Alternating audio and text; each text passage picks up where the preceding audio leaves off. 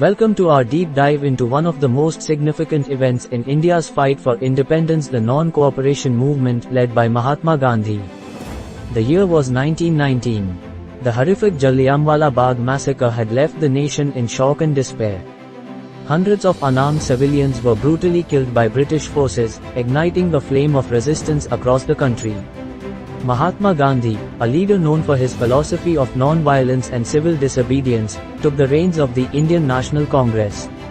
In 1920, he launched the non-cooperation movement, urging Indians to withdraw their cooperation from the British administration. The response was overwhelming. Millions of Indians boycotted British goods, institutions, and honors. Schools, colleges, and courts were left empty. Swadeshi goods were promoted as a symbol of self-reliance. The movement also saw the revival of indigenous industries, especially khadi, and the use of the spinning wheel became a powerful symbol of resistance.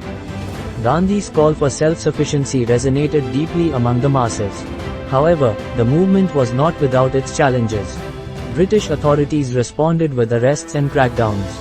The Chauri Chura incident in 1922, where a violent clash led to the death of police officers, compelled Gandhi to call off the movement, emphasizing his commitment to non-violence.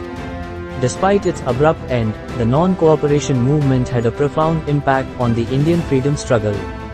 It awakened a sense of national identity and self-esteem among Indians and laid the groundwork for future mass movements. Leaders like Jawaharlal Nehru, Sardar Patel, and Subhas Chandra Bose emerged as key figures in the fight against British rule. The movement also demonstrated the power of non-violent resistance, inspiring other civil rights movements around the world. The non-cooperation movement was a defining moment in India's quest for freedom. It taught the world that change could be achieved without violence and set India on the path to becoming a sovereign nation.